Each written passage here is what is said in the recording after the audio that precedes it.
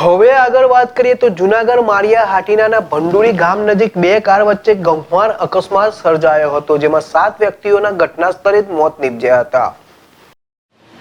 ભંડુરી નજીક સોમનાથ જેતપુર હાઈવે ઉપર એક કાર સોમનાથ તરફ જઈ રહી હતી, ત્યારે આ કાર ચાલકે કાબુ ગુમાવતા ડિવાઈડર ટપીને કાર રોડ સાઈડમાં જતા સામેથી આવતી કાર સાથે જોરદાર ટક્કર થતા 7 વ્યક્તિઓના ઘટના સ્થળે મોત થયા છે।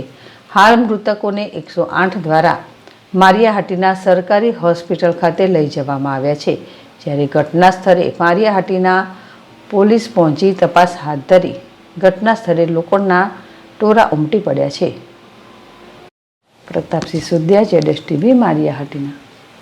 રોજ વહેલી સવારે 8 વાગ્યાની આસપાસ માળિયાના ભંડુરી ગામની બાજુમાં બે વાહનો, એક મારુતિ સેલેરિયો અને હ્યુન્ડાઈ એક્સેન્ટ કાર વચ્ચે અકસ્માત થયેલ છે। આ અકસ્માતમાં કુલ 7 લોકોના ડેથ થયેલ છે।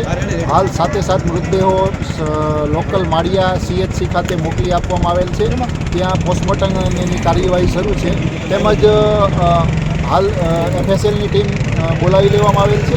અકસ્માતના કારણો અને જે અકસ્માત કયા કારણોસર થવા પામેલ છે તેની વિગતો આપને બાદમાં જણાવવામાં આવશે।